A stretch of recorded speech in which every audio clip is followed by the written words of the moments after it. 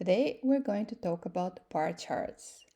Why? Because everyone is using them, probably without ever giving it much thought.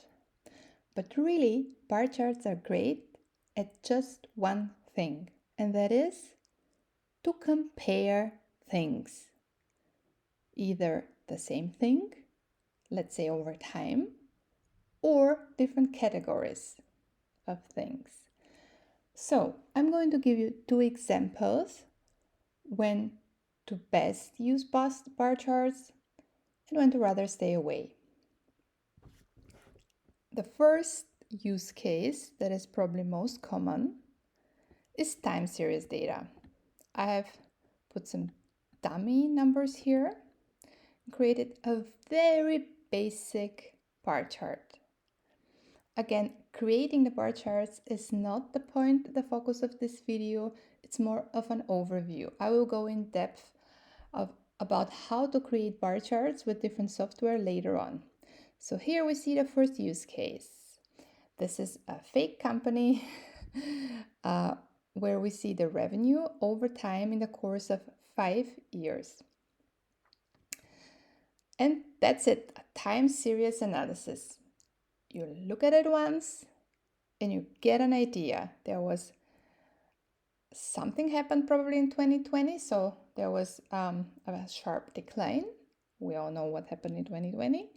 And after that, things got back to normal and even improved. That's what this chart is telling us, and that's all we want. The second use case is comparing different things between each other at the same time. This is again our fake company that sells different products. We have 5 categories of products here. And we can see how much revenue each category brought in 2022. So basically, we can compare different things between each other. However, we already see some of the limitations of bar charts in this example. For example, when we look at the chart, we see that the best performing category was furniture. Okay, well, that's great. Good enough. However, we can't really say what percentage of total revenue it made. We really have no idea. If we wanted to show this, we will need a bar chart. And there is here a simple example where we see, the biggest category was furniture and it made less than a third of total revenue. That's like a completely different information being conveyed here. That would be here shown again, same example. Second problem with bar charts. As we said, they're really great at comparing things, but when changes are too small, we really don't get so much information from the bar charts. Here we have, again, a fake company whose revenue increased by 5% each year. And I have portrayed it here, but I can't really say how big the change was. Was it like 5%? Was it like 10%? It's really hard to say that.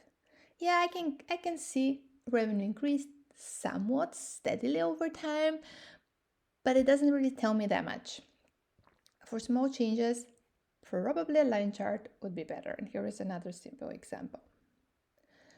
Okay, another limitation when bar charts are not that great is when we try to convey even more additional data.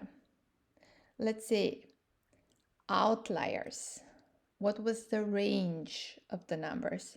So we already talked about a bit that we can't really say how much of the total revenue one category makes. And we'll better be served with a pie chart if we wanted to convey this information. But also, let's say we have no idea if the total value was made up by a bunch of small purchases or several really huge contracts. About the range, about the median, about the statistics, we have no idea.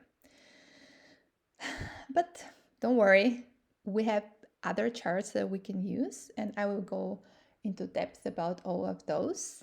For now, this was just a very brief and basic introduction about bar charts, when to use them, and when not to use them. And the main takeaway is use them to compare things that are different and that whose differences are relatively large. And that's it. Thanks for watching.